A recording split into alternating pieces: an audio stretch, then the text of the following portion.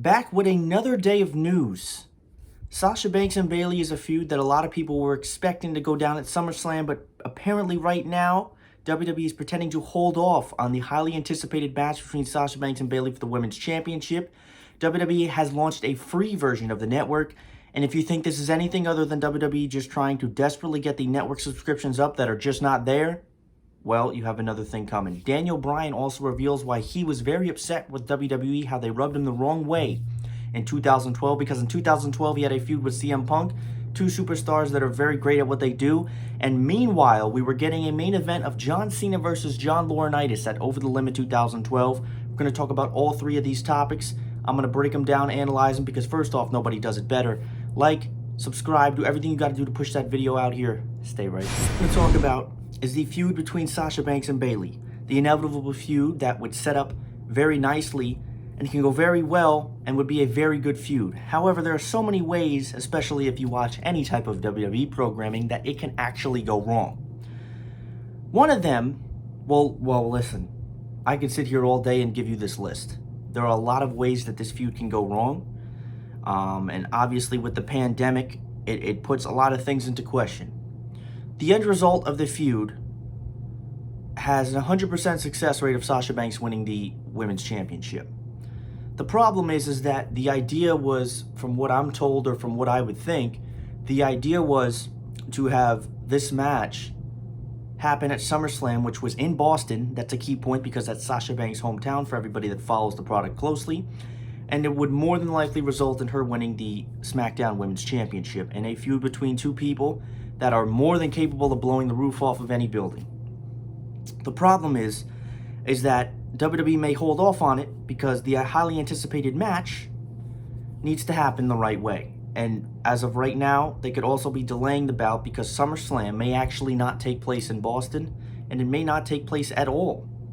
Well, it will, because Vince McMahon said that it will, but he is refusing to have the SummerSlam be in a crowdless arena, and that's definitely understood. Now, we don't know if Boston is going to be open to arena events. I think personally, arena events are going to be one of the last things that return when normal life resumes, as we're starting to get on that kind of uphill climb to getting life back to normal. I think that arenas are going to be tough because they're in closed environments and there are 20,000 screaming people that are in very close proximity to each other. Where stadiums have a larger amount of people, but it's also outdoors and it is much harder to contract a virus outdoors. But regardless of what happens, WWE needs to book this feud right. Now, let's assume that this is perfect, right? Let's assume this is a perfect world and this match is happening at SummerSlam. Your first bet would be to start building towards it. You don't make the match official 2 weeks before the event takes place. We are in the beginning of June, and it is now time to push the agenda on this, okay? Because a feud that's built over 2 months is going to be a lot more rewarding to people than something that's shoved together in 3 weeks. When WWE had these split brand pay-per-views, it was great that we were seeing pay-per-views, but man, it was awful because it was literally a 3-week turnaround with certain pay-per-views, and they had no time. You cannot build a generally exciting feud in 3 weeks. Now, Sasha Banks and Bayley, the story is there. The story between NXT TakeOver, tag teams, best friends, the whole story is already there for you. There's no work that involves that. The problem is how they execute it and how they need to execute it right. So the plan, what could happen is you start building towards it, you have the match at SummerSlam, Sasha wins. But more than likely that won't be the case. Now, what you can't do is you can't have the match happen at some bozo pay-per-view in September. I don't even know what WWE September pay-per-view is. And you can't have it happen at Hell in a Cell either, because usually when I think of a Hell in a Cell match, I think of a feud that's been long ongoing, and it usually is the 3 of 3 match. What I mean by that is there'll be 3 matches, there'll be a match at this pay-per-view, that pay-per-view, and then they're 1-1, and they're going to settle inside Hell in a Cell. You know, the feud can get to that level, but it's not, you know, you can't have the first match at Hell in a Cell. And it has to be at a big pay-per-view. This is one of those matches where I don't think it needs to be at some bozo pay-per-view in the middle of Mississippi in November. Survivor Series is I don't think that's it. The best bet for them is that if they didn't do it at SummerSlam would be the Royal Rumble. The Royal Rumble generally has cards that are a lot of people underestimate the Royal Rumble because they just look at the Royal Rumble matches. But usually the undercard matches at the Royal Rumble are usually pretty good, or should be good. I'm going to read this here. WWE planning on having Banks vs. Bayley go one-on-one at SummerSlam in August 2020. WrestleTalk has learned that WWE wants to extend the feud and see more potential in drawing it out as opposed to rushing it. Absolutely. We've also been told that part of the reason for delaying Banks and Bayley is because of location. SummerSlam was set to take place before the virus. SummerSlam was slated for Boston, where Banks grew up and began wrestling. WWE thought that having Banks vs. Bayley in Boston would have generated the best reaction for Sasha. Absolutely. Who would have been in the face of the match? Who would have been the face in the match, the site writes. In addition, it noted the match isn't completely off the table right now. The company is considering other options for the SmackDown Women's Championship. Dave Meltzer had said he reported in March that WWE had originally penciled in Bayley vs. Banks for WrestleMania 36, but it ultimately decided to hold off because they couldn't build a feud between them fast enough. I'll at least give them credit for that. We crap on a lot of things they do, but that would have been awful had they had Sasha versus Bayley at WrestleMania this year, especially with no fans. There's matches you want to see, and then there's matches you need to see with fans. This is one of those matches. Well, that's strange because it sure seems WWE has been building up between the rivalry for well over 2 years now.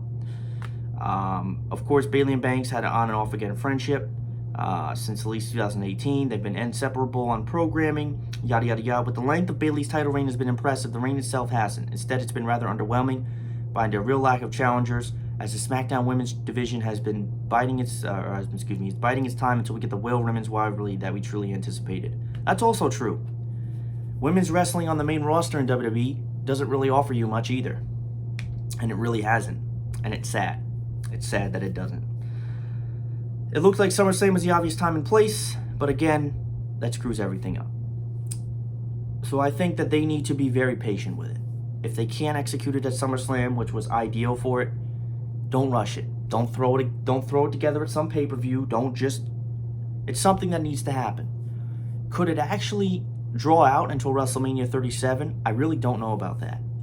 Bayley's reign, as far as itself goes, has not really been impressive. Not because of Bayley, but because the SmackDown Women's division has had no real challengers. I haven't seen a single match with Bayley since she's had the title that I thought she was going to lose. Tamina, give me a break. Lacey Evans, give me a break. Okay? Sasha Banks is the only person that can give Bayley that feud where she takes the title off of her, but it establishes some legitimate ability in the women's division here. And again, it's really, it's they have to walk on eggshells, and I give them credit because they haven't rushed it and they haven't done it. If it's not in front of a crowd, it's just not worth happening at this point. So that's my thoughts on that. The next topic launches a free version of the WWE Network. Now, this is just an attention grabber. This is just for you to buy the network. And let me be honest with you. You can say what you want about the network. Yes, you can watch every wrestling pay-per-view on some yee-hee website in 240p if you like. But the network is worth it. I've been a network subscriber since day one. You can say what you want about the weekly and product, whatever it is that they present, but the WWE Network is well worth it.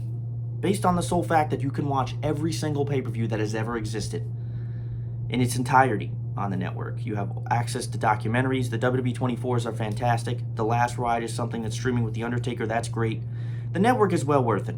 So if I'm ever going to give WWE any credit, it's on the network.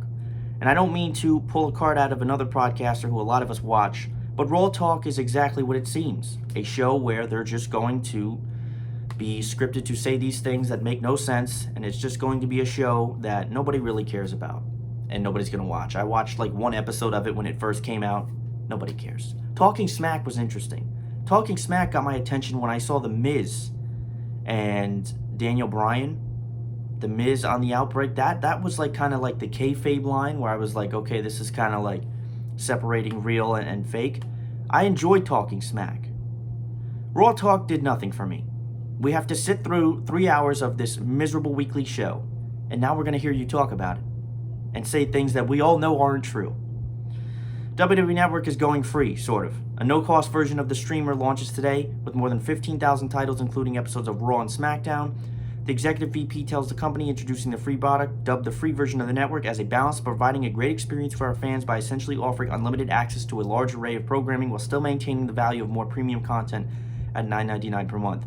The free version will not be ad-supported at launch and will offer recent episodes of Raw, nobody wants to see, SmackDown, people don't want to see, NXT, go watch you some NXT. In addition, it will carry new shows like Raw Talk, nobody wants to see. We'll stream every Monday night. We don't want to see that. Original series like Monday Night War, check that out. Ride Along's okay. It's kind of cheesy. It just shows wrestlers, kind of just leaving it and being on the road together. Kind of cheesy, but it's kind of funny at the same time. Haven't watched much of Table for Three, but it looks like good stuff. Some historical pay-per-view programming and weekly highlights like Top 10. There are no Top 10s on WWE television. And the best of WWE. Lord knows what that looks like. WWE Network launched in 2014, yada yada yada, streaming service. WWE Network's highest weekend signups were by WrestleMania. The introduction to the free tier comes as WWE, which continued to air new programming during the shutdown, explores strategic options for the streamer. It is just a grab for WWE to try to get more subscriptions because they feel that they should have a lot more than they do. Had the WWE Network come 10 years earlier than it did, it probably would be a lot more popular because 1, the product was more interesting. 2, there was the social media access to all of these things was not there like it was. In 2007, I don't think people were streaming the way they are in 2018 and 2020. WWE in late, McMahon announced during the company's quarterly earnings call in late April that WWE had been very close with a number of potential partners to add a deal before the coronavirus pandemic and negotiations had been extended. The idea that they'd be selling to ESPN is a nightmare for all of us, because that means that we would have to pay probably $50 to $60 for every pay-per-view, and that's not something any of us wants. Let's be honest.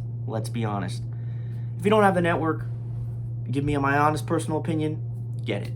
If you're one of those people that enjoy watching pay-per-views and shit quality and can barely find a stream, you can live that route, or you can continue to be a complete idiot and spend $50 to $70 per pay-per-view. I don't even know. Do they even do WWE pay-per-views monthly anymore? I have no idea.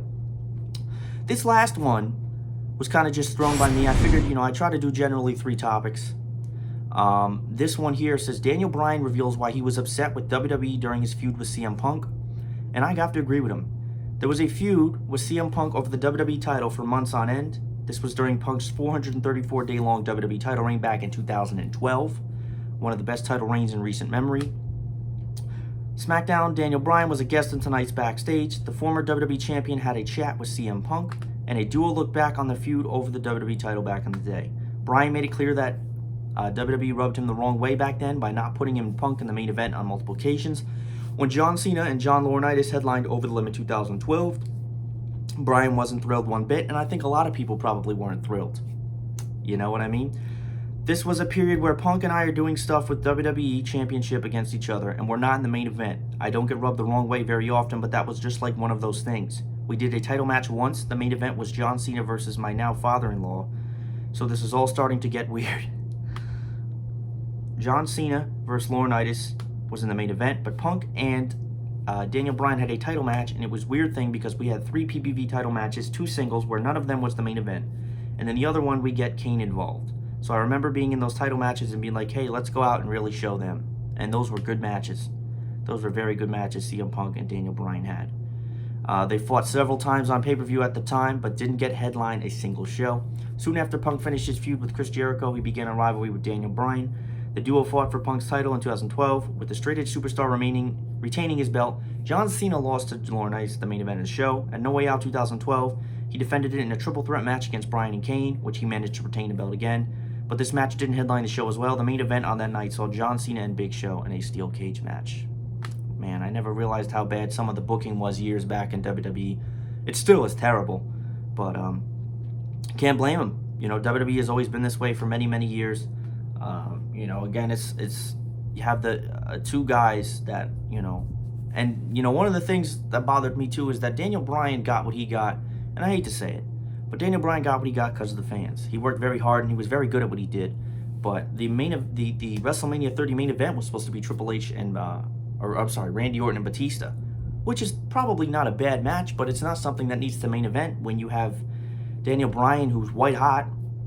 It just goes to show you that their lack of creativity and just what makes sense. I'll have to go back and watch through 2012 a little bit, but again, it's one of those things where it just didn't make sense.